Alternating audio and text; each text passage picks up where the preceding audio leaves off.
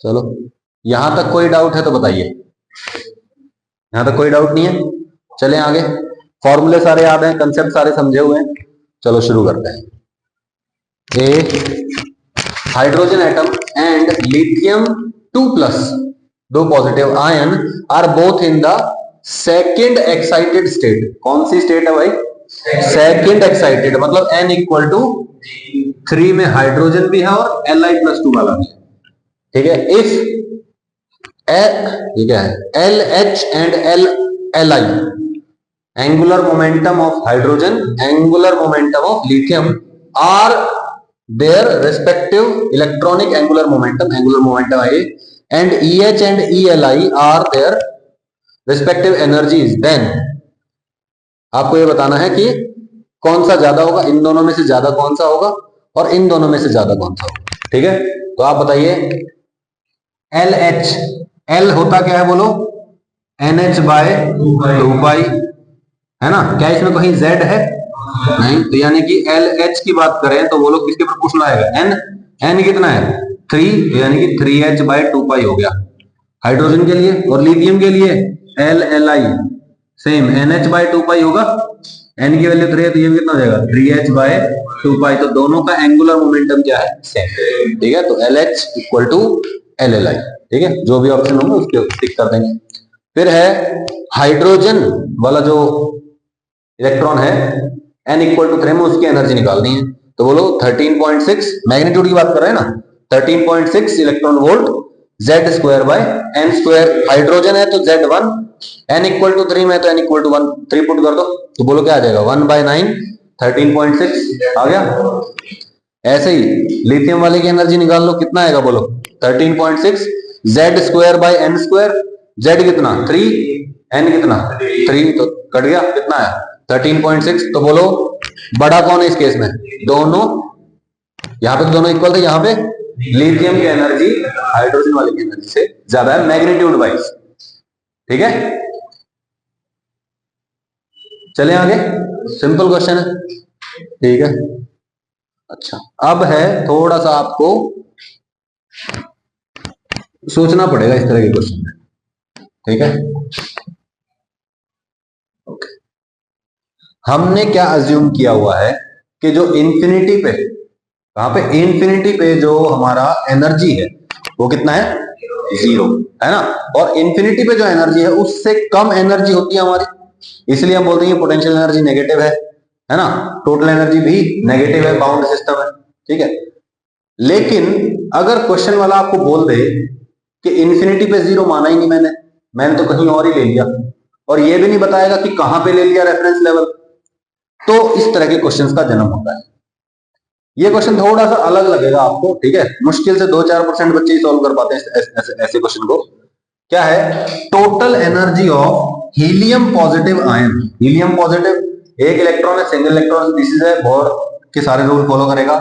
इन first excited state, first excited state बोले तो n equal to 2, energy of He positive ion in first excited state is 10 electron volt. अब की बार आपको दे दिया उसने कि टोटल एनर्जी इस स्टेट में इस की इतनी है। सही है। Find out kinetic energy, potential energy, total energy in ground state. सिर्फ और सिर्फ टोटल एनर्जी दी है, काइनेटिक, पोटेंशियल, टोटल सब कुछ पूछा हुआ है ग्राउंड में। 2 का दिया है, 1 का पूछा है। क्वेश्चन समझ में आ गया है ना। पहले हम चेक करते हैं क्या total energy of He positive ion in n equal to 2। बोलो टोटल एनर्जी क्या होती है? -13.6 Z²/n² इज इक्वल टू, बोलो -13.6। Z कितना है ना, तो 2² इज इक्वल टू कितना आया? -13.6। सही है। इसने कितना दे दिया? लेकिन इसने दे दिया भैया नहीं 10 इलेक्ट्रॉन वोल्ट है, और आपको वही ट्रू मानना पड़ेगा। यानी कि हमारे जो अजम्पशंस थे कि इंफिनिटी पे एनर्जी लेवल क्या होता है, एनर्जी कितनी होती है, पोटेंशियल एनर्जी 0, वो हमारा अजम्पशन अब नहीं चलेगा। तो हमको ये बताओ क्या काइनेटिक एनर्जी रेफरेंस लेवल पे डिपेंड करती है? काइनेटिक एनर्जी रेफरेंस लेवल पे डिपेंड नहीं करती, ठीक है। काइनेटिक एनर्जी तो उतनी दिखाई देती है, हाफ mv स्क्वायर जितनी होती है। पोटेंशियल एनर्जी डिपेंड करती है किस पे? रेफरेंस लेवल पे। और अगर पोटेंशियल एनर्जी रेफरेंस लेवल पे डिपेंड करेगी तो टोटल एनर्जी भी रेफरेंस लेवल पे डिपेंड करेगी। तो हम मान लेते हैं, हमें पता नहीं है कि कहां पे हमने जीरो मानी, हम बस कह देते हैं कि जो हमारी पोटेंशियल एनर्जी है ना वो पी नॉट मतलब जो -27.2 Z square by N square होती थी प्लस सी के बराबर है। और ये सी क्या बता रहा है मुझे? ये सी हमें बता रहा है कि जो रेफरेंस लेवल माना गया है ना उसका फैक्टर यहां हमने एडजस्ट कर दिया सारा। सही है? कहां माना? मतलब जो हमारी पोटेंशियल एनर्जी है वो पी नॉट नहीं है, अब -27.2 Z square by N square नहीं है। कितनी है? वो प्लस सी है। नहीं आई बात समझ में? आ गई? चलो ठीक है। अब मुझे बताओ, अगर पोटेंशियल एनर्जी में सी का फैक्टर आया है एक बार, तो टोटल एनर्जी में कितनी बार फैक्टर आएगा? एक ही बार आएगा ना यार। अरे टोटल एनर्जी क्या होती है? Kinetic energy plus potential energy. क्या काइनेटिक एनर्जी में सी लगाने की जरूरत है? नहीं, रेफरेंस लेवल का फर्क ही नहीं पड़ता उस पर। तो सिर्फ और सिर्फ पोटेंशियल एनर्जी में क्या आ जाएगा? पीई नॉट कह दो प्लस सी कह दो, तो टोटल एनर्जी में भी एक बार सी आएगा, पोटेंशियल एनर्जी में भी एक बार सी आएगा। काइनेटिक एनर्जी में कोई चेंज नहीं होगा। तो काइनेटिक एनर्जी जितनी आप पढ़ते आ रहे हो उतनी होगी, तो काइनेटिक एनर्जी की समस्या ही नहीं होगी हमको। चाहो तो डायरेक्टली लिख दो, काइनेटिक एनर्जी क्या आएगी, है ना, 13.6 Z square by N square. Z है 2, एन है 2, ये कितना आ जाएगा? 13.6। किसमें? n इक्वल टू 2 में। n इक्वल टू 1 में ग्राउंड स्टेट में पूछा, वो बताओ। ग्राउंड स्टेट में n इक्वल टू 1, z कितना हो जाएगा? 2, तो 2 का स्क्वायर यानी कि 13.6 इंटू 4, ये हमारा आंसर हो जाएगा, आंसर। ठीक है, कोई दिक्कत? बचा कौन? Potential energy in ground state और total energy in ground state. सही है? टोटल एनर्जी में कितनी बार आता है सी? तो मैं कह देता हूं कि ये जो हमारी 10 इलेक्ट्रॉन वोल्ट है, this is total energy is equal to, बोलो, original total energy plus C. एक सी का फैक्टर लगा दिया मैंने, accounting for change in reference level, है ना। और पोटेंशियल एनर्जी में भी एक बार सी लगेगा, accounting for change in reference level. ठीक है, तो बोलिए क्या आएगा? Total energy is equal to -13.6 Z square by N square plus C. क्या मुझे ये निकालना आता है? यस। जेड को 2 रखो, एन को 2 रखो, आ गया। ये कितना है? 10। 10 इज इक्वल टू, बोलो, -13.6 प्लस सी। सी की वैल्यू बोलो, 23.6। सही है? तो मेरे पास सी आ चुका है, सी आ गया, सी इज इक्वल टू 23.6, है ना, ऐसे निकाला। कोई दिक्कत? सही है ना? अच्छा, बहुत बढ़िया बात है। अब सी की वैल्यू आ गई, अब मैं चाहता हूं ग्राउंड स्टेट में, ठीक है, तो थोड़ा सा इसको ऊपर करते हैं। ग्राउंड स्टेट की बात करते हैं। ग्राउंड स्टेट, ग्राउंड स्टेट बोले तो n इक्वल टू 1। सही है? सबसे पहले काइनेटिक एनर्जी बताइए, इतनी 13.6 इंटू 4। पोटेंशियल एनर्जी बताइए, ओरिजिनल पोटेंशियल एनर्जी प्लस सी, है ना भाई, पोटेंशियल एनर्जी में लगेगा ना सी। तो बोलो पोटेंशियल एनर्जी कितनी होती थी? -27.2 Z square by N square plus C. सही है? जेड की वैल्यू, एन की वैल्यू 1, तो ये हो जाएगा 2 का स्क्वायर यानी कि 4, -27.2 इंटू 4 प्लस 23.6 आ जाएगी पोटेंशियल एनर्जी। कोई दिक्कत है? काइनेटिक एनर्जी आ चुकी है -13.6 into 4, sorry +13.6 into 4, 54.4। Potential energy बोलो 0.2 Z square by N square plus C, यहां प्लस सी लगाना भूल गई। ठीक है, -27.2 इंटू 4 प्लस सी। ठीक है, ये कितना आएगा? 108.8 प्लस सी, सी बोले तो 23। कर लोगे? टोटल एनर्जी क्या करोगे? दिस प्लस दिस कर दो, सही, अपने आप सी एडजस्ट हो जाएगा ना। बोलो दिस प्लस सी, सी अपने आप एडजस्ट हो गया टोटल एनर्जी में। नहीं आई बात समझ में? सही है? तो देख लो, total energy is equal to potential plus kinetic. तो काइनेटिक हो गई 54.4 प्लस का, पोटेंशियल एनर्जी -108.8 प्लस सी। ये 23.6 ऐड हो जाएगा, कितना आ गया बोलो, -30.8 इलेक्ट्रॉन वोल्ट। तरीका समझ में आया? सिर्फ और सिर्फ कौन चेंज होता है रेफरेंस लेवल चेंज होने से? पोटेंशियल और total. Kinetic energy change, potential energy का basic formula -27.2 Z² by n²। Total energy का basic formula -13.6 Z² by n। Kinetic energy का 13.6 Z² by n। Total energy negative, potential energy negative, kinetic energy. सही है, पढ़ा हुआ है हमने ये, ठीक है। चलो अगले क्वेश्चन पे चलते हैं। अगले क्वेश्चन में आपको क्या दे रखा है? पोटेंशियल एनर्जी दे रखी है, किसकी? देखो क्वेश्चन बिल्कुल वही है जो पिछला वाला क्वेश्चन है, ठीक है।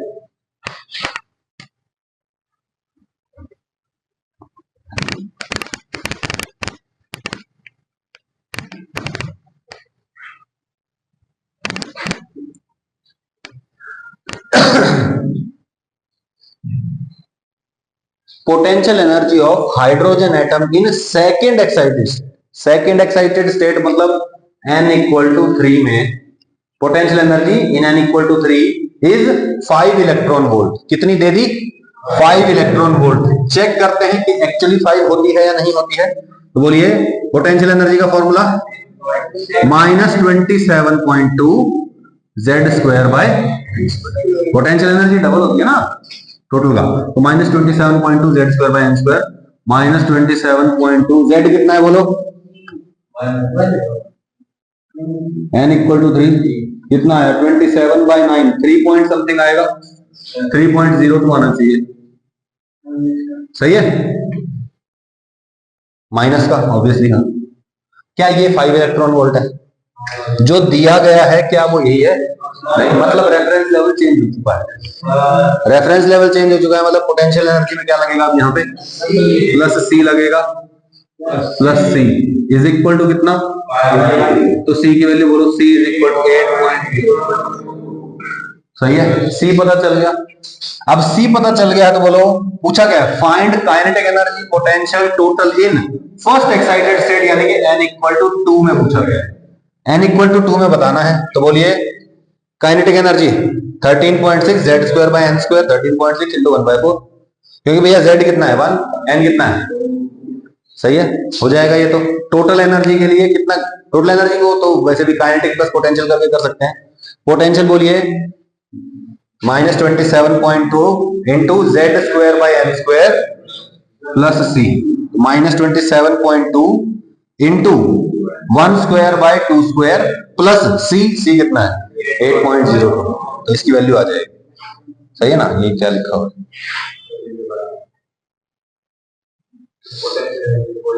हाँ ठीक है, प्लस C आएगा ना, तो 6.82 इलेक्ट्रॉन वोल्ट प्लस C है ना, -6.82 प्लस। अब C कितना है? तो आप पोटेंशियल एनर्जी आ गई आपके पास। टोटल के लिए क्या करेंगे? Kinetic plus potential, 13.6 into 1/4, 3.4 into plus point minus 3.4 -6.82 plus C की वैल्यू 8.02 रख दोगे। सही है ना, 3.4 -6.8 प्लस 8.02 आंसर आ गया। सही है, तरीका समझ में आया ना?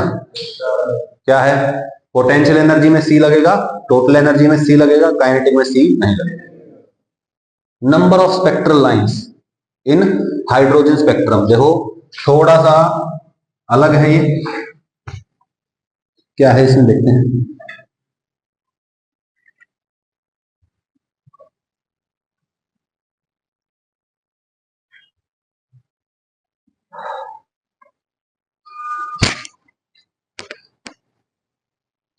Number of spectral lines in hydrogen spectrum. Spectrum का मतलब पता है आपको क्या होता है? क्या भैया, जब इलेक्ट्रॉन हायर स्टेट से लोअर स्टेट में जंप करता है तो वो क्या एमिट करता है? रेडिएशन एमिट करता है, मतलब इलेक्ट्रोमैग्नेटिक रेडिएशन बोले तो फोटोन एमिट करता है। अलग अलग वेवलेंथ का एमिट करता है, यस और नो? तो वो क्या है? हमारा हाइड्रोजन स्पेक्ट्रम। अब अगर आपको क्वेश्चन दिया जाए तो आपको क्वेश्चन में सबसे पहले ये देखना है कि आपको सैंपल ऑफ हाइड्रोजन गैस दे रखा है या एक सिंगल एटम की बात की हुई है। सही है। सबसे पहले क्या देखेंगे कि हाइड्रोजन गैस का सैंपल है या सिंगल एटम है, सिंगल एटम। ठीक है, अगर सिंगल एटम गिवन है तो अलग होगा आंसर, और अगर सैंपल ऑफ हाइड्रोजन गैस है, मतलब सैंपल ऑफ हाइड्रोजन गैस मतलब there are multiple hydrogen atoms, ठीक है, बहुत सारे हाइड्रोजन एटम्स है, तो आंसर अलग होगा। ठीक है, तो ठीक है, maximum number of spectral lines क्या हो सकती है? देखो, अगर बहुत सारे हाइड्रोजन एटम्स हैं, है ना, सबके इलेक्ट्रॉन्स एक्साइट हो रहे हैं, नीचे आ रहे हैं, फिर एक्साइट हो रहे हैं, नीचे आ रहे हैं, है ना, तो कितनी पॉसिबिलिटीज बनती है? इनफाइनाइट पॉसिबिलिटीज बनती है। सही है, बोलो भाई। तो अगर हम कह दें कि एक पर्टिकुलर एनर्जी लेवल तक जंप किया था इलेक्ट्रॉन्स ने, एन लेवल तक, तो कितने अलग अलग वेवलेंथ आपको मिल सकती हैं? नंबर ऑफ स्पेक्ट्रल लाइंस, मतलब अलग अलग वेवलेंथ की लाइंस कितनी मिल सकती हैं? NC2, मतलब एन में से कोई भी 2 लेवल चूज कर लो, उनके बीच में एक ट्रांजिशन हो जाएगा, उतने ही नंबर ऑफ स्पेक्ट्रल लाइंस हमको देखने को मिलेंगी, मतलब उतनी ही वेवलेंथ हमको देखने को मिलेंगी। सही है, मतलब बोलो भाई, for example n equal to 1 2 3 4, 4 से 3 में, 3 से 2 में, 2 से 1 में, 4 से 2 फिर 1, 4 से 3, 3 से फिर 1, ऐसी भी पॉसिबिलिटी है ना? तो ये आपको पता है, तो बहुत सारी पॉसिबिलिटी है। नंबर ऑफ लाइंस या नंबर ऑफ रेडिएशंस अलग अलग वेवलेंथ की जो आ सकती है, वो क्या आ सकती है? NC2, बोले तो n इंटू n माइनस 1/2। सही है, मान लो n इक्वल टू 4 से आ रही है, तो कितनी पॉसिबिलिटी है? 4 इंटू 4 माइनस 1/2। सही है, NC2 वाले NC2 यूज करो, n इंटू n माइनस 1/2 वाले ये यूज करो। सही है, क्लियर है भाई? अच्छा, अगर एक सिंगल एटम है, सिंगल एटम है, तो क्या पॉसिबिलिटी है? n लेवल तक गया हुआ है वो, मैक्सिमम नंबर ऑफ लाइंस कितने एमिट कर सकता है? n-1। बोलो भाई, एक ही तो एटम है। सही है, अब n इक्वल टू 4 तक गया हुआ है, पिछले वाले केस में तो हर एक अलग अलग एटम अलग अलग क्या करेगा? रेडिएशन एमिट करेगा। यहां पे क्या हो सकता है? नंबर ऑफ स्पेक्ट्रल लाइंस क्या क्या पॉसिबल है? एक तो ये पॉसिबल लाइन, सही है, और ये है। अगर जंप ऐसा हो गया, एक ही एटम है ना, एक ही बार तो जंप होगा, तो बोलो अगर ये जंप हो गया डाउनवर्ड, एक सिंगल जंप, तो minimum number of spectral lines 1, minimum number of wavelength observed 1, और maximum number of wavelength observed कितनी आएंगी? कितने maximum number of photons observed? 1 2 3, yes और नो? तो अगर n लेवल तक गया है तो कितने ऑब्जर्व कर सकते हो लाइंस आप? n-1 लाइंस आप ऑब्जर्व कर सकते हो, उससे ज्यादा आप ऑब्जर्व नहीं कर सकते। सही है, स्पेक्ट्रल लाइंस मतलब आप ये मान लो कि नंबर ऑफ फोटॉन्स जो आप ऑब्जर्व कर सकते हो फ्रॉम द सैंपल या from the atom.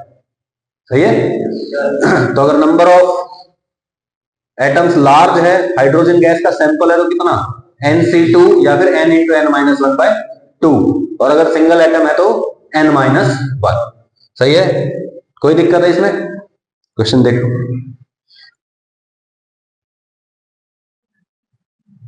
A hydrogen, sorry,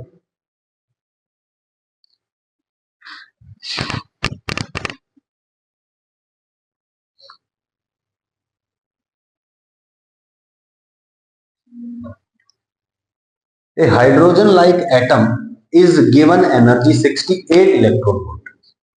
hydrogen like atom है, हाइड्रोजन नहीं है, कौन है? हाइड्रोजन लाइक एटम है, गिवन एनर्जी 68 इलेक्ट्रॉन वोल्ट, उसको एनर्जी दे दी बहुत सारी। सही है, एज ए रिजल्ट क्या हो रहा है? It is excited from some initial state to final state. कौन सी स्टेट से गया है पता नहीं, किस स्टेट में गया है पता नहीं, सम इनिशियल स्टेट, तो फिक्स नहीं किया इसने कि भैया 1 से गया है, 2 से गया है, 5 से गया, कहां से गया पता नहीं, कहां गया ये भी नहीं पता। And the excited electron emits 2 photons, और जो एक्साइटेड इलेक्ट्रॉन है वो कितने फोटॉन्स एमिट कर रहा है? 2 फोटॉन्स एमिट कर रहा है, वन ऑफ इक्वल वेवलेंथ। क्या भैया? एक तो है इक्वल वेवलेंथ, किसके बराबर? As that of incident wavelength. Incident wavelength के बराबर वेवलेंथ वाला एक इलेक्ट्रॉन है, जिसने एनर्जी दी है, और दूसरा क्या है, eight other photon of wavelength less than incident wavelength, incident wavelength वाले से कम वेवलेंथ का इसने, ठीक है। Identify the atom, identify the atom, atom को आइडेंटिफाई करना। अब आप सोच के देखिए, वेवलेंथ की बात की है इसने, है ना। वेवलेंथ ज्यादा होना मतलब, और वेवलेंथ कम होना मतलब एनर्जी ज्यादा होना। क्या हुआ है, 68 इलेक्ट्रॉन वोल्ट एनर्जी दी गई थी। कितनी एनर्जी दी थी भाई, 68 इलेक्ट्रॉन वोल्ट। उतनी ही वेवलेंथ का इसने फोटोन रिलीज कर दिया, मतलब उतनी एनर्जी का फोटोन तो रिलीज कर ही दिया, इससे कम वेवलेंथ का भी कर दिया, मतलब इससे ज्यादा एनर्जी का भी कर दिया। अब इमेजिन करिए कि n इक्वल टू 1 से जंप करता है electron to some higher state, ठीक है, let's say n equal to 2 तक जा रहा है, तो क्या ये दो फोटोन एमिट कर सकता है? तो ये पॉसिबिलिटी आउट हो गई। मैं इसको लेके जाता हूं n इक्वल टू 1 से 3 में, ठीक है, n इक्वल टू 1 से 3 में मैं इसको लेके गया, एनर्जी लगी कितनी, according to the question 68 electron volt. ये जंप बैक कर रहा है ना, कितनी एनर्जी का फोटोन रिलीज करके, 68 इलेक्ट्रॉन वोल्ट का फोटोन रिलीज करके कर रहा है। क्या पॉसिबल है कि इसके बाद ये एक और फोटोन रिलीज कर दे जिसकी एनर्जी 68 से ज्यादा हो?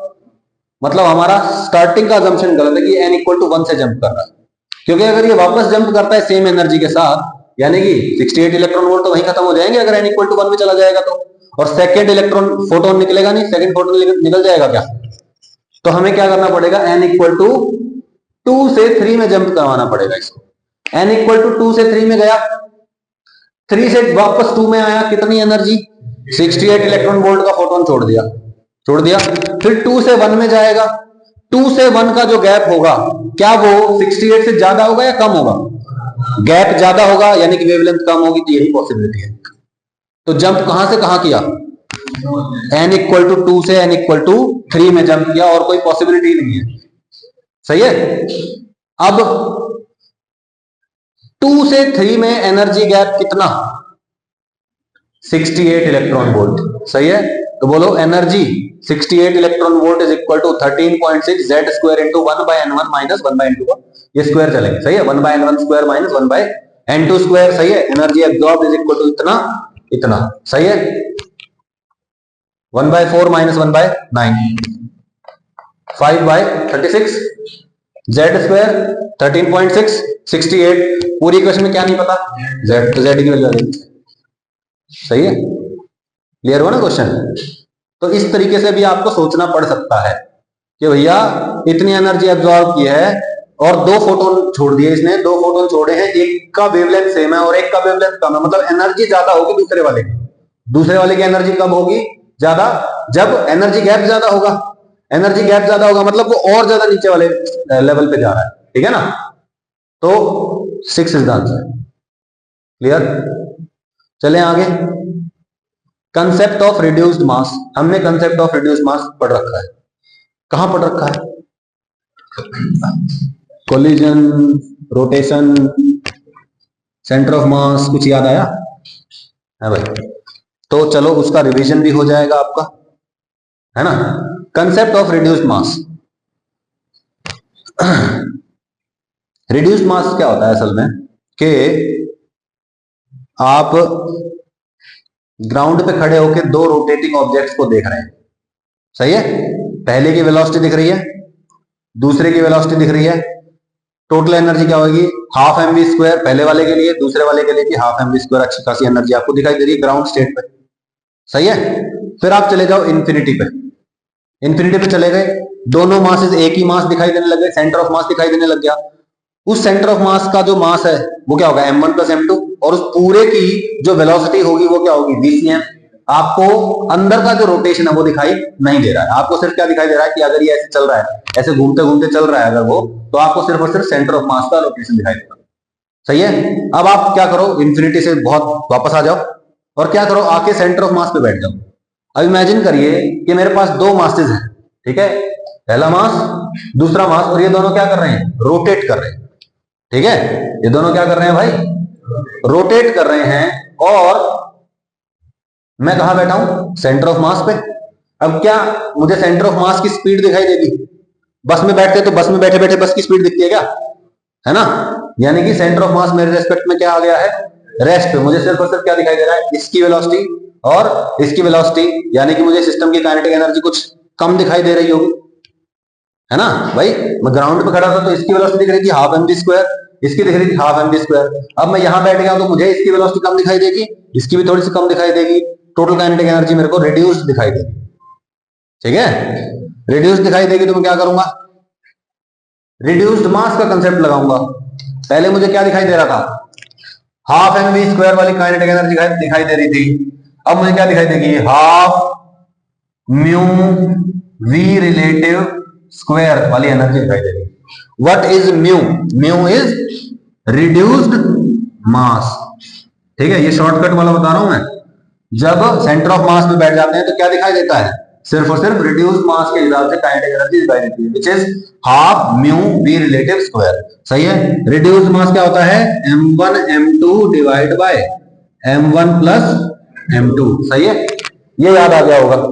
ठीक है, अब जो एक्चुअल थ्योरेटिकल कंसेप्ट है वो देखते हैं क्या है। बोर और रदरफोर्ड ने क्या अज्यूम किया था? स्टेशनरी रेडियस, या मैं कहूं स्टेशनरी न्यूक्लियस और electron moving around the base. सही है? जैसे हमको क्या दिखाई देता है कि अर्थ जो है सन के अराउंड क्या कर रही है? रोटेट कर रही है ना? लेकिन असल में क्या हो रहा है? दोनों एक दूसरे के रेस्पेक्ट में रोटेट कर रहे हैं भाई। बोलो, principle of conservation of linear momentum क्या कहता है? If F external is zero, momentum is conserve. Conservation of angular momentum क्या कहता है? If net torque, external torque on A system is zero, angular momentum is conserve. है ना? Angular momentum मतलब घूमने का मोमेंटम। सही है? अब न्यूक्लियस और इलेक्ट्रॉन, न्यूक्लियस और इलेक्ट्रॉन ये सिस्टम है, एक जना घूम रहा है। क्या इस सिस्टम पे कोई बाहर से टॉर्क लगा रहा है? नहीं, यानी कि इसका क्या रहेगा? एंगुलर मोमेंटम कंजर्व रहेगा। इमेजिन करिए सन एंड अर्थ, क्या हो रहा है? हमें क्या दिखाई दे रहा है कि सन स्टेशनरी है जैसे, और अर्थ क्या कर रही है? उसके चक्कर लगा रही है। लेकिन असल में क्या हो रहा है? ये दोनों को मैंने सिस्टम मान लिया। क्या इन दोनों सिस्टम, ये जो सिस्टम मैंने माना है, इसमें कोई एक्सटर्नल टॉर्क है? नहीं, यानी कि इनका एंगुलर मोमेंटम क्या है? कंजर्व। तो ये दोनों किसके अबाउट घूम रहे हैं? अपने सेंटर ऑफ मास के अबाउट घूम रहे हैं। सही है? अब सन का मास बहुत ज्यादा है, अर्थ का मास बहुत थोड़ा सा है, तो जो सेंटर ऑफ मास है वो कहां होगा? सन के पास ज्यादा होगा। भाई भारी ऑब्जेक्ट की तरफ होता है ना सेंटर ऑफ मास, तो बोलो centre of mass centre of sun के नजदीक होता है। और वो जो पॉइंट है सेंटर ऑफ मास का, अर्थ और सन का जो सेंटर ऑफ मास है वो कहां है? सन के अंदर ही है। तो अर्थ क्या नजर आएगी? सन के चारों ओर घूमते हुए नजर आएगी। असल में सन भी रोटेट कर रहा है, लेकिन हमें वो दिखाई नहीं दे रहा है, क्योंकि centre of mass is inside the sun. कुछ क्लियर हुई बात? जब हम कहां बैठ जाते हैं? सेंटर ऑफ मास पे, तो हमें क्या दिखाई देता है? बोलो, रिड्यूस्ड मास के हिसाब से काइनेटिक एनर्जी दिखाई देती है।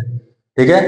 Bohr and Rutherford assumed stationary radius, stationary radius मानी थी, but the whole system rotates about its centre of mass. Centre of mass के अबाउट ये पूरा सिस्टम क्या कर रहा है? रोटेट कर रहा है। ठीक है? रिकैप है सेंटर ऑफ मास का, ये m1, ये m2। सही है? बोलो बीच में सेंटर ऑफ मास, बोलो पहले मास से कितना डिस्टेंस होगा? r1 which is m2d bye m1 plus m2। है ना? पहले से डिस्टेंस सेकंड पे डिपेंड करता है, पहले से डिस्टेंस सेकंड पे डिपेंड करता है, सेकंड से डिस्टेंस फर्स्ट पे डिपेंड करेगा। तो r2 is equal to m1d by m1 plus m2, या फिर मैं कहूं mn r by mn plus me। है ना? r2 is equal to m1 r by m1 plus m2, ये m2 r by m1 plus m2। नहीं आई बात समझ में? क्लियर है भाई? अच्छा, moment of inertia for any particle of mass m at a distance r from axis of rotation. अब देखो ये किसके अबाउट घूम रहे हैं? सेंटर ऑफ मास के अबाउट। ये पूरा सिस्टम ऐसे घूम रहा है ना, सेंटर ऑफ मास के अबाउट घूम रहा है ना। तो बोलो where is the axis of rotation? It is passing through centre of mass, और ये दोनों ऐसे घूम रहे हैं। तो बोलो एक्सिस ऑफ रोटेशन से r डिस्टेंस पे एक ऑब्जेक्ट है, एक्सिस ऑफ रोटेशन से r डिस्टेंस पे एक ऑब्जेक्ट है, उसका मोमेंट ऑफ इनर्शिया कितना होता है? mr square. सही है? तो बोलो I is equal to M R square होता है, इनके लिए क्या होगा देखते हैं, बोलिए। Moment of inertia of two particle system shown above about center of mass is equal to mu into r square। mu क्या होता है, reduced mass m1 m2 by m1 plus m2। वैसे रिलेशन आया कहां से, 1 by reduced mass is equal to 1 by m1 plus 1 by m2। ठीक है। और जो टोटल इनर्शिया होगा, टोटल इनर्शिया क्या दिखाई देगा बोलो, i1 plus i2 है ना। i1 क्या होगा, m1 r1 square plus m2 r2 square। बोलो r1 कितना है, बोलो r1 is m2r bye m1 plus m2। और r1 क्या होगा, r2 क्या होगा, m1r bye m1 plus m2। ठीक है, मैंने r1 और r2 की वैल्यू रख दी यहाँ पे, सॉल्व किया, क्या आया मेरे पास, बोलो I is equal to something r square. अब ऑब्वियस सी बात है, मोमेंट ऑफ इनर्शिया होता क्या है, m r स्क्वायर। अब ये जो क्वांटिटी आई है इसके डायमेंशंस क्या है, मास वाले ही तो हैं, विच is m1 m2 by m1 plus m2। सही है। तो बोलो ये जो मास है ये एक्चुअल मास तो नहीं है, लेकिन ये क्या है, रिड्यूस्ड मास है, which is mu, which is m1 m2 by m1 plus m2। सही है। तो I टोटल क्या आ जाएगा, reduced mass into R square, I total is equal to mu into R square. सही है। तो हम क्या ले लेते हैं, जब ये दोनों ऑब्जेक्ट एक दूसरे के अराउंड घूमते हैं तो इफेक्टिव मास या रिड्यूस्ड मास का कंसेप्ट यूज करते हैं। क्या आएगा बोलिए, इफेक्टिव मास I, ये म्यू क्या है, mu is effective mass for rotating system with two bodies is reduced mass। दो बॉडी जो रोटेट कर रही हैं उनका इफेक्टिव मास कितना बन जाता है, mu is m1 m2 by m1 plus m2। सही है।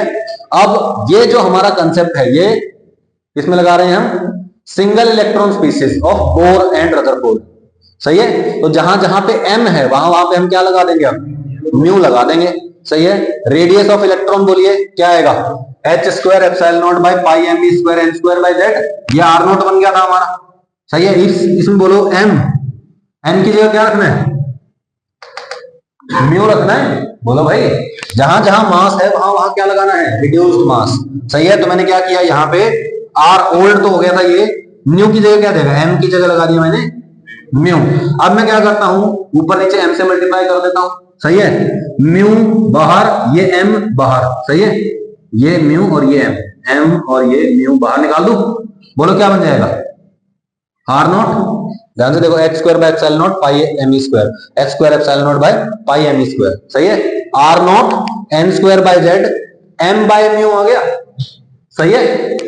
अच्छा, r is equal to 0.529, m by mu आ जाएगा n square by z। Clear है, बोलो भाई। ठीक है। अब काइनेटिक एनर्जी क्या आ जाएगी, बोलो हाफ एम वी स्क्वायर होती है, m की जगह क्या लगा दूंगा मैं, म्यू। बोलो भाई, m की जगह लगाया म्यू, फिर मैंने क्या किया, m से ऊपर नीचे मल्टीप्लाई कर दिया, m अंदर ये म्यू बाहर। सही है। तो हाफ एम वी स्क्वायर, ये तो मेरी ओरिजिनल काइनेटिक एनर्जी, और म्यू बाय m से मल्टीप्लाई कर दिया। यहाँ पे m बाय म्यू से मल्टीप्लाई किया था, यहाँ पे म्यू बाय m से मल्टीप्लाई कर दिया। बोलो हाफ एम वी स्क्वायर की वैल्यू निकाली थी ना, 13.6 z square by n square mu by m। सही है। टोटल एनर्जी क्या आ जाएगी, इसका नेगेटिव म्यू बाय m। नहीं आई बात, कोई दिक्कत। तो आपको रेडियस में तो किससे मल्टीप्लाई करना है, m बाय म्यू से। Kinetic energy, total energy, potential energy में किससे मल्टीप्लाई करना है, म्यू बाय m। कोई दिक्कत। म्यू क्या है, म्यू की वैल्यू बताइए, m1 m2 by m1 plus m2। ध्यान रहे एक इलेक्ट्रॉन का है और एक न्यूक्लियस का मास है। अगर आपको हाइपोथेटिकल क्वेश्चन दे दिया जाए जिसमें न्यूक्लियस का मास अलग है, तो आप क्या करेंगे, बस m1 m2 by m1 plus m2 निकालो, सॉल्व करो, खत्म। नहीं आई बात समझ में। सही है। ठीक है, यही है वो हाइपोथेटिकल क्वेश्चन। ठीक है, जिसकी मैं बात कर रहा था ना अभी 10 सेकंड पहले, यही है वो क्वेश्चन। देखो ध्यान से इसको,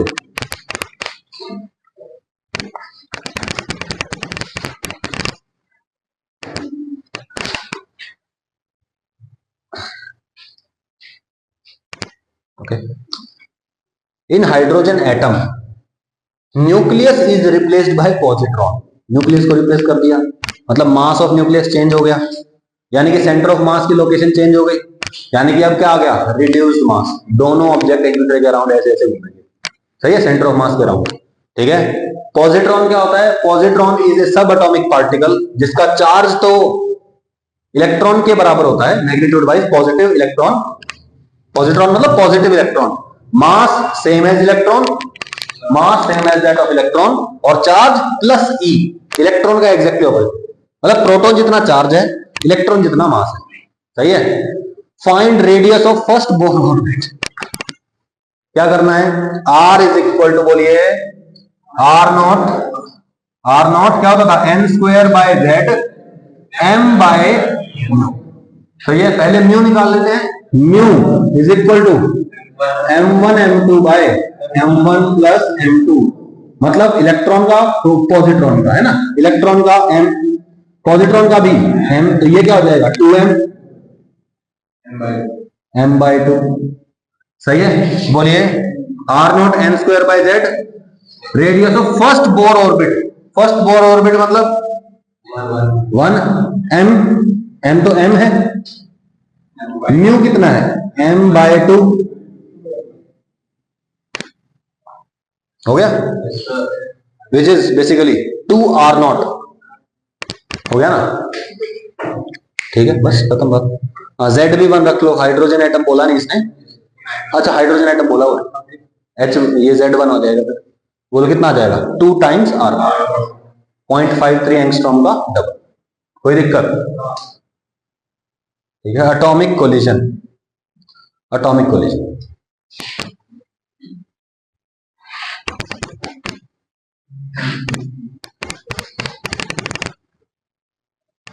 याद है ये कुछ है, याद है कुछ कुछ कुछ याद नहीं है भैया, ये बहुत जरूरी है, कौन एक्सप्लेन कर सकता है इसको, मैं तो करूंगा ही, या तुमको 5 मिनट चाहिए पढ़ के रिवाइज करने के लिए,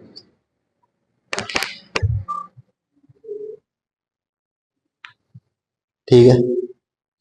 एटॉमिक कोलिजन, सबसे पहले कोलिजन याद कर लेते हैं, क्या होता था कोलिजन में, कोलिजन में एक बॉडी थी m1 मास की, u1 स्पीड से चल रही थी, m2 बॉडी थी u2 मास से चल रही थी, ये आई है ऑब्वियसली इससे टकराएगी, ठीक है ना, obviously u1 is greater than u2, है ना, ये आएगी इससे टकराएगी, उसके बाद क्या होगा, ये डिपेंड करता है क्या होगा कि इनके बीच में जो कोफिशिएंट ऑफ रेस्टिट्यूशन है वो क्या है, मतलब ये बॉल एक दूसरे को टकराने के बाद कितनी एनर्जी का लॉस हो रहा है ना, कितनी वेलोसिटी से ये एक दूसरे से सेपरेट हो रही है वगैरह वगैरह, ठीक है। तो बोलो अगर E इज इक्वल टू 1 हो, यानी कि coefficient of restitution, coefficient of restitution कैसे डिफाइन करते थे, velocity of separation by velocity of approach, है ना, तो अगर ये 1 होती है तो बोलो काइनेटिक एनर्जी क्या रहेगी, कंजर्व, और there will be no loss of kinetic energy. अगर E इक्वल टू 0 होता है तो काइनेटिक एनर्जी का मैक्सिमम लॉस होगा। 0 से 1 के बीच में रियल वैल्यूज होती है ना, 0 भी होती है, ऐसा नहीं है 0 नहीं होती, 0 और 0 से 1 के बीच की वैल्यू की E इक्वल टू 1 कभी भी नहीं होता है, ठीक है ना, क्योंकि there will be some loss, जैसे बॉल टकरा रही तो आवाज तो आएगी ना कम से कम, है ना, चाहे जैसे मेटेलिक बॉल होते कुछ भी हो, ठीक है, तो जो आवाज आ रही है वो क्या है बेसिकली लॉस ऑफ एनर्जी, तो लॉस ऑफ एनर्जी तो होता ही है, हम थ्योरेटिकली मान लेते हैं कि E इक्वल टू 1 है, ठीक है। अच्छा E equal to coefficient of restitution, E equal to 1 मतलब परफेक्टली इलास्टिक कोलिजन, 0 से 1 होगा तो inelastic, E equal to 0 तो परफेक्टली इन इलास्टिक, ठीक है, या फिर इसको बोलते हैं इनपरफेक्ट इन इलास्टिक, ठीक है ना, ये elastic, perfectly in elastic, in elastic, या फिर इनपरफेक्टली इन इलास्टिक, ठीक है, बात है। और चाहे कुछ भी हो मोमेंटम क्या रहेगा, हमेशा कंजर्व रहेगा। मोमेंटम कंजर्व क्यों रहेगा, क्योंकि दोनों देखो, इन दोनों को सिस्टम मान लो, क्या नेट फोर्स है कोई बाहर से, तो मोमेंटम क्या रहेगा, कंजर्व रहेगा, चाहे भले ही काइनेटिक एनर्जी का लॉस हो रहा हो चाहे ना हो, सही है। अब अगर क्या हो रहा है, इन इलास्टिक कोलिजन हो रहा है तो एनर्जी का लॉस होगा, इलास्टिक कोलिजन है तो मान लो ये दोनों इक्वल मास के हैं, दोनों इक्वल मास के हैं, ये 5 की स्पीड से आया, ये 0 पे था, टकराने के बाद क्या होगा, E इक्वल टू 1 में ये 5 से चला जाएगा, ये रुक जाएगा, है ना। वेलोसिटीज क्या हो जाती है, एक्सचेंज। कब, जब दोनों का मास इक्वल हो। सही है, ये भी ध्यान रखना, दोनों का मास इक्वल होगा तभी ऐसा पॉसिबल है। ठीक है, और E इक्वल टू 0 के केस में क्या होगा, मतलब वेलोसिटी ऑफ सेपरेशन 0 है, सेपरेट हो ही नहीं पाई गेंद।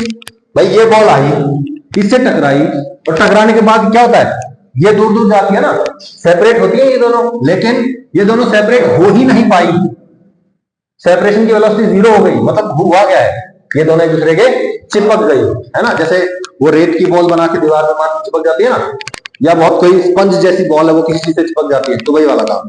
ठीक है, तो बोलो M1U1 M2U2, ये आया, इससे टकराया और क्या हुआ, चिपक गया। मैक्सिमम लॉस की बात कर रहा हूं मैं, और यही हमारे लिए सबसे जरूरी है। M1 प्लस M2 मास हो जाएगा, और बोलो वेलोसिटी कितनी हो जाएगी फाइनल, V0 हो जाएगी या V हो जाएगी। कोई दिक्कत है इसमें, बिल्कुल सिंपल सी बात है ये भी। ठीक है, तो बोलो initial momentum M1U1 plus M2U2 is equal to final momentum M1 plus M2 V0 या V। सही है, तो बोलो V0 की वैल्यू आ जाएगी यहां से हमारे पास। ठीक है, काइनेटिक एनर्जी क्या होगी, इनिशियल काइनेटिक एनर्जी बोलिए, लॉस, लॉस क्या होता है, इनिशियल माइनस फाइनल। बोलो इसकी एनर्जी कितनी है, हाफ M1U1 स्क्वायर, इसकी बोलो हाफ M2U2 स्क्वायर, इसकी बोलो half M1 plus M2 V0 square. सही है, लॉस क्या होगा, this plus this minus this, तो इन दोनों को जोड़ेंगे, इसको इसमें से घटा देंगे, क्या आएगा हमारे पास, loss of kinetic energy, loss of kinetic energy, kinetic energy loss equal to this. सही है, कोई दिक्कत है। और बोलो V0 की वैल्यू कहां से आई थी, यहां से आई, है ना, M1U1 plus M2U2 divide by M1 plus M2, यहां V0 की जगह रखेंगे, हमारा डायरेक्टली आंसर आता है। सही है, अब एटॉमिक कोलिजन की बात करें, किसकी बात, एटॉमिक कोलिजन।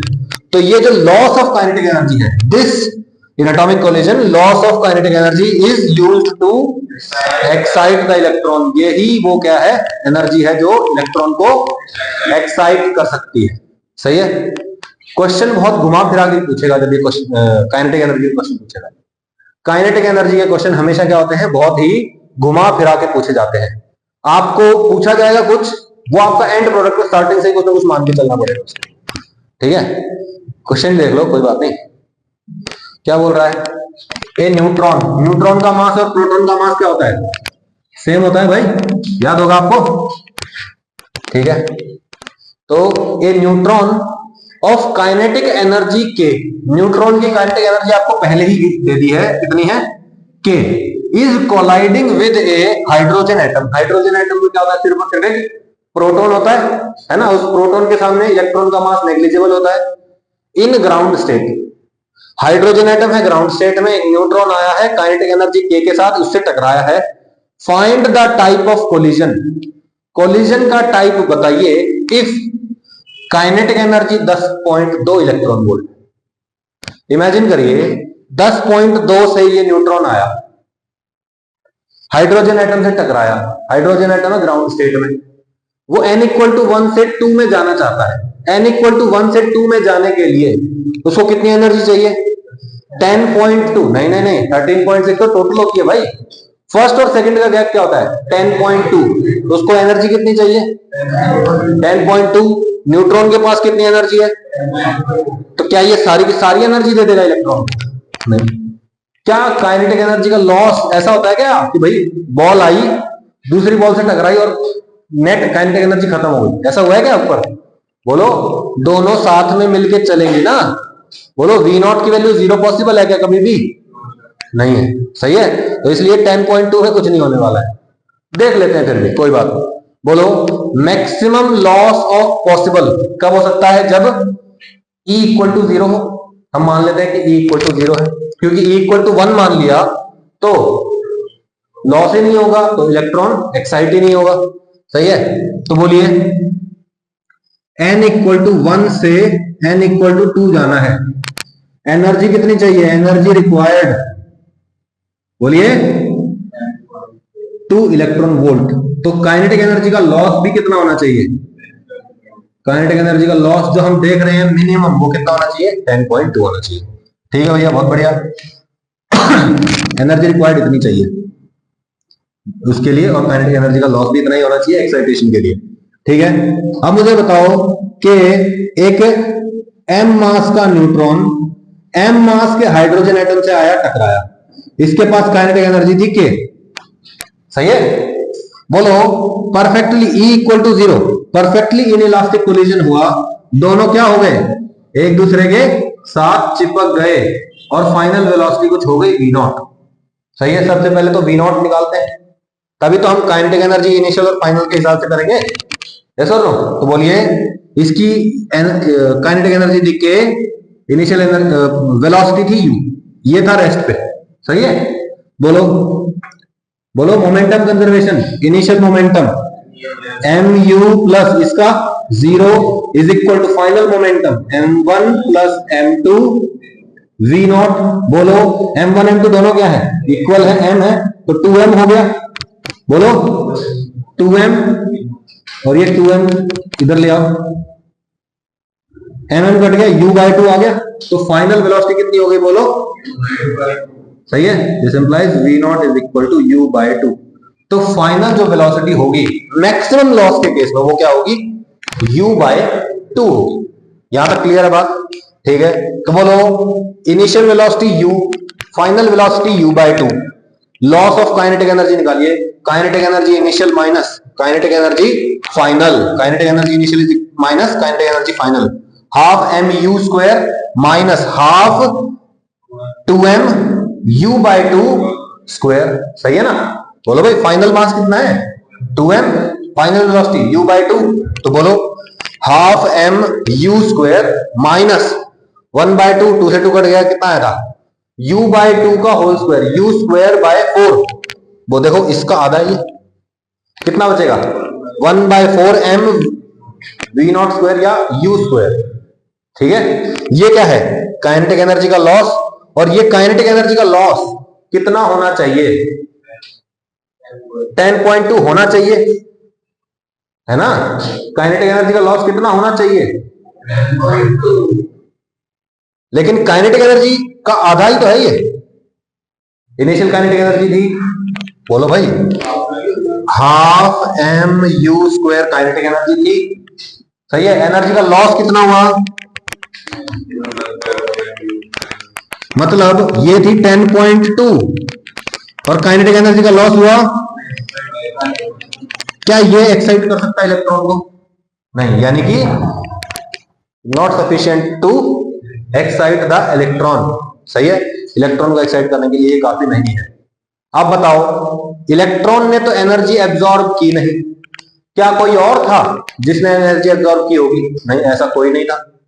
और कौन है भाई, इलेक्ट्रॉन ही तो था एक, और कौन एब्जॉर्ब करेगा, यानी कि कोलिजन कैसा हुआ, परफेक्टली इलास्टिक हुआ, there is no loss of energy.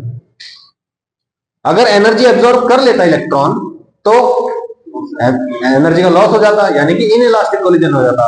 अब किसी ने एनर्जी एब्जॉर्ब की ही नहीं, काइनेटिक एनर्जी का लॉस हुआ ही नहीं, तो E equal to 1, perfectly elastic collision हुआ है। सही है, हेंस परफेक्टली इलास्टिक कोलिजन।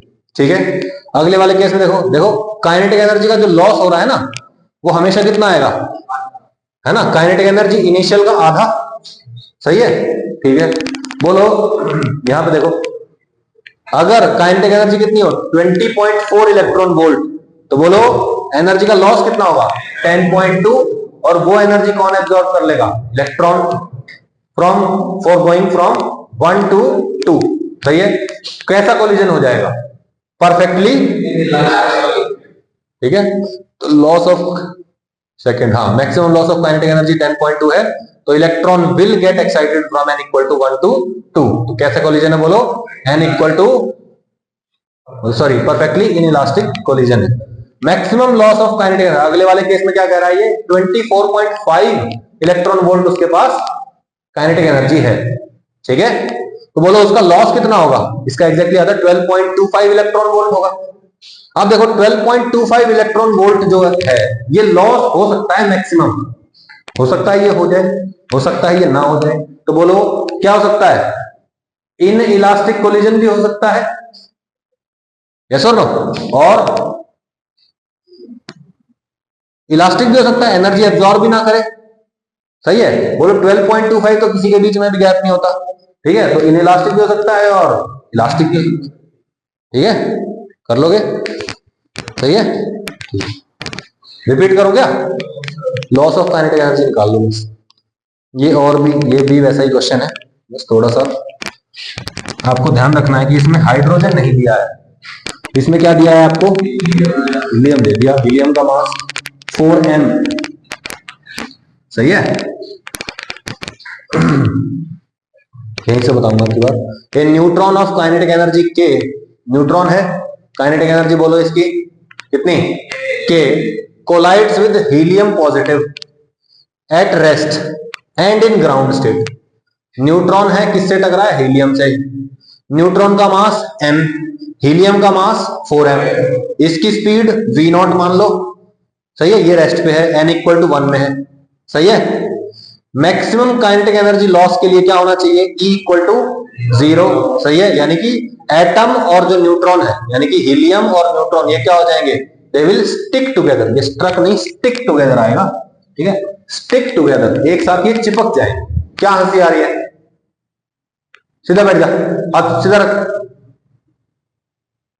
हाँ, V फाइनल क्या होगा, बोलो, दोनों के दोनों सेम वेलोसिटी से चलेंगे, चिपक जाएंगे ना, E इक्वल टू 0 के केस में, भाई परफेक्टली इनइलास्टिक कोलिजन हुआ है, क्या होगा, चिपक जाएंगे, चिपक जाएंगे बोले तो दोनों की वेलोसिटी सेम, ठीक है, to excite the electron from n equal to 1 to 2, energy required कितनी चाहिए होगी, बोलो 40.8 इलेक्ट्रॉन वोल्ट, 10.2 था ना, उसका 4 टाइम्स सी होगा, z स्क्वायर टाइम्स, तो 40.8 इलेक्ट्रॉन वोल्ट चाहिए, इतना क्या होना चाहिए, एनर्जी का लॉस होना चाहिए, ठीक है, बोलो मोमेंटम कंजर्वेशन से बोलो, initial momentum mv0, final 5m v final, है ना, टोटल मास कितना हो जाएगा final, m plus 4m, 5m v final, तो बोलो v फाइनल कितना है, v0 by 5, सही है, बोलो change in kinetic energy, sorry loss of kinetic energy, initial minus final, initial बोलो half m v0 square, final half 5m v final which is v0 by 5 का square, यानी कि v0 square by 5 का square, यानी कि v0 square by 25, ठीक है, ये क्या आएगा, बोलो m v0 square, m v0 square बाहर निकालो, 1/2 भी बाहर निकालो, 1/2 m v0 स्क्वायर बाहर, 1 माइनस 1 बाय, एक सेकंड, 1/25 आएगा ना, हाँ 5, हाँ तो 1/5 आएगा, तो 1 माइनस 1, हाँ तो 4/5 बचेगा, है ना, ठीक है, हाँ ये 4/5 हाफ m v0 स्क्वायर, सही है, तो काइनेटिक एनर्जी का लॉस कितना हो सकता है, 4/5 टाइम्स इनिशियल एनर्जी, सही है, अच्छा ठीक है, तो बोलो, और ये एनर्जी का लॉस कितना होना चाहिए, 40.8 होना चाहिए, तभी एक्साइटेशन पॉसिबल है, अदरवाइज पॉसिबल नहीं है, ठीक है, एनर्जी लॉस क्या हो जाएगा, 4/5 k इज इक्वल टू 40.5, ठीक है, तो काइनेटिक एनर्जी कितनी होनी चाहिए, मिनिमम 51 इलेक्ट्रॉन, सही है, 5 उधर 4 इधर, आ गया आंसर, कोई दिक्कत, ठीक है, find k minimum so that all types of collision are possible, all type of collision बोले तो इलास्टिक मतलब नो लॉस ऑफ एनर्जी, यानी कि नो एक्साइटेशन, इन इलास्टिक बोले तो some energy loss to excite the electron, perfectly inelastic मतलब all energy use to excite the electron, तो बोलो इतनी एनर्जी चाहिए कि भैया इलेक्ट्रॉन जंप भी कर जाए, थोड़ी सी एनर्जी एब्जॉर्ब करके थोड़ा सा जंप कर जाए, या फिर जंप ही ना करे, तीनों पॉसिबिलिटी चाहिए हमको, तो मेरे को कितनी एनर्जी चाहिए मिनिमम, के मिनिमम, यानी कि kinetic energy of neutron minimum कितनी होनी चाहिए, मैं कहता हूं इलेक्ट्रॉन n इक्वल टू 1 से 3 में जा सके, इतनी एनर्जी का लॉस होना चाहिए, यस और नो, बोलो भाई इतना लॉस हो सकता है कि 1 से 3 में जा सके, अब देखो इतनी एनर्जी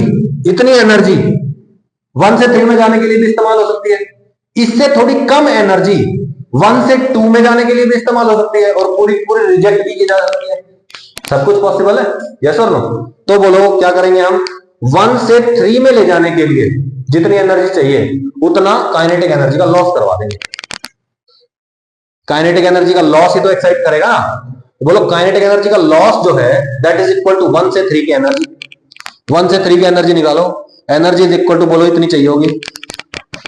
आ गया? कितना आया ये? 60.45। सही है। काइनेटिक एनर्जी का लॉस कितना चाहिए? 4k/5 के बराबर होगा। हमने निकाल लिया अभी। काइनेटिक एनर्जी का लॉस कितना होता है बोलो? 4k/5 है ना। और ये 4k/5 किसके बराबर होना चाहिए? 1 से 3 में ले जाने के लिए, यानी कि 60.45 इलेक्ट्रॉन वोल्ट के बराबर होना चाहिए। सही है। तो यहां से सॉरी, काइनेटिक एनर्जी का जो लॉस है वो इसके बराबर होना चाहिए, है ना। 4k/5, this is equal to this 13.6 into 4 into 8/9, ये होना चाहिए काइनेटिक एनर्जी का लॉस। तो बोलो this is equal to this, यहां से k मिनिमम आएगा। ओके, क्लियर हुई बात? ठीक है। अब देखो, जब इतनी एनर्जी के साथ न्यूट्रॉन आया है तो क्या हो सकता है? हाँ, 40.8 इलेक्ट्रॉन वोल्ट एनर्जी एब्जॉर्ब करके 1 से 2 में भी जा सकता है ना। पूरी की पूरी एनर्जी एब्जॉर्ब करके 1 से 3 में, है ना। तो 1 से 3 में जाने के लिए, या फिर 1 से 2 में जाने के लिए, या सारे रिजेक्ट करके कहीं नहीं जाएगा। तो ऑल कोलिजन्स आर पॉसिबल, कोई दिक्कत? फाइंड के मिनिमम सो दैट इलेक्ट्रॉन में बी नॉक्ड आउट। नॉकआउट करने के लिए क्या एनर्जी चाहिए बोलो? 13.6 z square 1/n1 square minus 1/n2 square, infinity पे लेके जाना है ना। तो बोलो ये 0, 13.6 z बोले तो 2 का स्क्वायर, क्या? नहीं 54.4 इलेक्ट्रॉन वोल्ट, है ना। इतनी एनर्जी चाहिए इलेक्ट्रॉन एक्साइट करने के लिए। और ये एनर्जी कहां से मिलेगी? काइनेटिक एनर्जी के लॉस से। और काइनेटिक एनर्जी का लॉस कितना है? तो k की वैल्यू निकालेंगे यहां से। सही है। कितना आएगा? 68 इलेक्ट्रॉन। कोई दिक्कत? सही है भाई, पक्का समझ में आया ना। एक ही बार निकालना होता है मैक्सिमम एनर्जी का लॉस, और वो मैक्सिमम एनर्जी का लॉस किसके बराबर रखना है वो अलग अलग पार्ट में होगा। सही है। तो it is a one time calculation, maximum loss निकालना। रिकॉइलिंग ऑफ एटम, ठीक है। मैंने आपको बताया हुआ है law of conservation of momentum, chapter खत्म होने वाला है, ये लास्ट का टॉपिक है ये। क्या? Law of conservation of momentum, external force अगर 0 है तो net momentum of the system will remain constant. सही है। अलग अलग पार्ट्स का मोमेंटम हो सकता है, लेकिन टोटल मोमेंटम जो रहेगा वो क्या रहेगा? कंजर्व रहेगा, जितना इनिशियल था उतना ही फाइनल। ठीक है। When electron jumps from higher state to lower state, जब हायर स्टेट से लोअर स्टेट में जब इलेक्ट्रॉन जंप करता है, इट एमिट्स ए फोटोन। क्या करता है वो? फोटोन एमिट करता है। फोटोन का कुछ मोमेंटम होता है ना, याद होगा। And as a result the atom recoils in the opposite direction. जैसे गन फायर करते हैं तो क्या होता है? पीछे की तरफ ऐसे झटका लगता है। क्यों लगता है? क्योंकि गन अगर आगे गई है तो बुलेट अगर आगे गई है तो गन पीछे जाएगी, है ना। ऐसे ही एटम है, उसमें इलेक्ट्रॉन क्या करता है? जंप बैक कर रहा है। अगर वो जंप बैक कर रहा है तो यानी कि उसने एक फोटोन रिलीज किया है। फोटोन उसने रिलीज कर दिया, यानी कि आगे की तरफ मोमेंटम हो गया, तो पीछे की तरफ रिकॉइल होगा, है ना। It is all based on law of conservation of momentum. ठीक है। तो atom recoils in the opposite direction. Obviously photon बहुत ही हल्का होता है, यस और नो। उसका इफेक्टिव मास क्या होता है? कंपेयर्ड टू न्यूक्लियस या कंपेयर्ड टू एटम बहुत ही कम होता है। ठीक है। लेकिन there will be some velocity of recoil. ठीक है। अच्छा, the speed of atom is called recoil speed. Recoil speed बहुत कम होगी, लेकिन होगी कुछ ना कुछ। सही है। तो बोलो recap conservation of momentum. Momentum conservation में क्या होता है? When any body breaks into 2 pieces, कोई भी m मास था, इसके टुकड़े हो गए, जैसे ब्लास्ट भी हो रहा है तो भी क्या होता है? मोमेंटम कंजर्वेशन में ही रहेगा। ठीक है ना।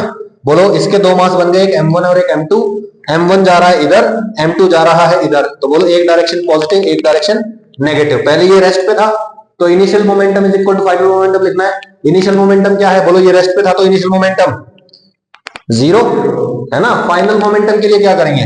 m1 into minus v1 plus m2 into v2, है ना। m1 into minus v1 plus m2 into v2, momentum conserve था, ये हुआ। बोलो -m1v1 है, इसको इधर लेके आओ, m1v1 is equal to m2v2, यानी कि लेफ्ट वाले का momentum is equal to right वाले का मोमेंटम, ताकि नेट मोमेंटम क्या हो जाए, 0। सही है, which is equal to initial momentum. सही है, कोई दिक्कत है इसमें? तो वही बात अब हो रही है यहां पे। बोलो what is the momentum of photon h by lambda, याद होगा ना, h बाय लैम्डा। बोलो डी ब्रोगली हाइपोथेसिस से याद किया हुआ मैंने, h बाय mv होता है ना, तो बोलो mv इधर ले जाओ और लैम्डा इधर ले आओ, तो बोलो momentum is equal to h by lambda ही तो होता है। तो देखिए ये एक मेरे पास न्यूक्लियस है, यहां क्या हो रहा है, एक इलेक्ट्रॉन जंप बैक कर रहा है which releases a photon of energy hc by lambda. ठीक है, एनर्जी है hc बाय लैम्डा, इसका मोमेंटम कितना है, h बाय लैम्डा। ठीक है, बोलो ये क्या होगा, पीछे की तरफ जाएगा v रिकॉइल से। सही बात है, जैसे बुलेट गई आगे तो गन जाएगी पीछे। सही है, तो बोलो initial momentum is equal to final momentum. Initially ये सब कुछ रेस्ट पे था तो इनिशियल मोमेंटम होगा 0। फाइनल मोमेंटम बोलो ये पॉजिटिव डायरेक्शन, ये नेगेटिव डायरेक्शन। पॉजिटिव डायरेक्शन में कितना आएगा, h by lambda momentum. Negative direction में बोलो इसका मास m, velocity of recoil v recoil, तो बोलो -m इंटू v रिकॉइल। सही है, v रिकॉइल की वैल्यू क्या आ जाएगी, mv recoil is equal to h by lambda. हो गया, सही है। अभी बोलिए also from energy conservation. Energy conservation के हिसाब से बोलो इलेक्ट्रॉन ने क्या किया है, जंप बैक किया है ना, तो जंप बैक कर रहा है तो कितनी एनर्जी, बोलो बोलो भाई। यहां पे ये सब कुछ रेस्ट पे था, सब आराम से शांति से बैठे थे, ये इलेक्ट्रॉन हायर एनर्जी ऑर्बिट से लोअर एनर्जी ऑर्बिट में चला गया, है ना। इसके जंप करने की वजह से एक इधर की तरफ मोमेंटम मिला है और एक इधर की तरफ मोमेंटम मिला है, या मैं कहूं इसके एनर्जी डिक्रीज के कारण, इसके एनर्जी डिक्रीज के कारण इधर की तरफ फोटोन को काइनेटिक एनर्जी मिल गई और इधर एटम को काइनेटिक एनर्जी मिल गई रिकॉइल के हिसाब से। यस और नो? तो बोलो फ्रॉम एनर्जी कंजर्वेशन, ये है इलेक्ट्रॉन के जंप बैक करने की एनर्जी, ये क्या है, एटम का रिकॉइल की एनर्जी प्लस फोटोन की एनर्जी। सही है। अब देखो v रिकॉइल जो होता है ना, ये बहुत ही कम होता है। देखो m into we recoil is equal to h by lambda, तो v recoil is equal to h by m lambda. Mass बहुत ज्यादा होता है ना इसका, उसका न्यूक्लियस का, तो बोलो ये बहुत बड़ा है तो ये बहुत कम होगा, यानी कि v रिकॉइल एक्चुअली बहुत छोटा है, तो बोलो v रिकॉइल का स्क्वायर भी क्या होगा, और भी ज्यादा छोटा हो जाएगा, है ना भाई, पॉइंट समथिंग समथिंग समथिंग में होगा ना, तो उसका स्क्वायर और भी छोटा हो जाएगा। बोलो ये बहुत ही कम होगा। सही है, तो मेजर सिग्निफिकेंट पोर्शन यहां होता है। सही है। अब बोलो यहां देखो hc बाय लैम्डा, यहां से ना hc by lambda, energy of photon is equal to jump back की एनर्जी, energy of photon is equal to jump back की एनर्जी। यहां से आप क्या कर सकते हो, 1 बाय लैम्डा निकाल सकते हो। ठीक है, यहां से 1 बाय लैम्डा निकालो। सही है, यहां पे क्या था, h बाय लैम्डा था ना, तो आप क्या कर सकते हो, बल्कि h बाय लैम्डा यहां से निकाल लो, c यहां ले जाओ, ले गए। बोलो h बाय लैम्डा की वैल्यू आ गई, यहां पे h बाय लैम्डा की वैल्यू रखो, इस m को उठा के यहां से यहां ले आओ, v रिकॉइल आपके पास आ जाएगा। सही है। From this equation we find lambda या फिर h by lambda and put in equation 1, उस फर्स्ट इक्वेशन में पुट कर देंगे टू फाइंड v रिकॉइल। सही है, तो बोलो h बाय लैम्डा आ चुका है मेरे पास, m की वैल्यू मुझे पता है, एटम का मास या मैं कहूं न्यूक्लियस का मास, एटम का मास एक ही बात है, और v रिकॉइल मेरे पास आ जाएगा। सही है, बोलो फॉर्मूला क्या बनता है, m इंटू वी रिकॉइल, ऊपर आया था m v recoil is equal to h by lambda, तो m into we recoil is equal to h by lambda. c कहां से आ गया, c नहीं आएगा भाई। ठीक है, और v recoil is equal to h by m lambda. सही है, ये चैप्टर यहां खत्म होता है, एटम्स चैप्टर। ओके, इलेक्ट्रॉन्स के बारे में आप अच्छा खासा जानते हैं। ठीक है, हाइजेनबर्ग अनसर्टेनिटी प्रिंसिपल वगैरह है, वो आपका आगे मतलब सॉरी उसमें केमिस्ट्री में आता है, ये फिजिक्स में वो पार्ट नहीं। ठीक है, कहाँ होता है इलेक्ट्रॉन, क्या नहीं निकाल सकते, क्या निकाल सकते हैं, पोजीशन वेलोसिटी का प्रोडक्ट इतना होता है, इतना एरर रहेगा वगैरह वगैरह। ठीक है, अगला हमारा चैप्टर है न्यूक्लियस या न्यूक्लियाई। न्यूक्लियाई मतलब बहुत सारे न्यूक्लियस, तो हमें ऑब्वियस सी बात है हर तरह के न्यूक्लियस के बारे में पढ़ना है। है ना। न्यूक्लियस के अंदर भी तो बहुत कुछ हो रहा है ना, प्रोटॉन है, न्यूट्रॉन है, वो आपस में एक दूसरे के साथ बहुत डेंसली पैक्ड है, तो वो सब मतलब क्या हो रहा है वो अगले चैप्टर का पार्ट है। ठीक है, डोंट कॉपी मी यार, तू भी ऐसे कर रहा है, अजीब लगता है। ठीक है, तो ये चैप्टर आप खत्म कर सकते हैं फ्रॉम द मॉड्यूल। छुट्टी है ही, बायो वालों की तो है ना। We will do mathematics tomorrow. ठीक है, okay, thank you for your time.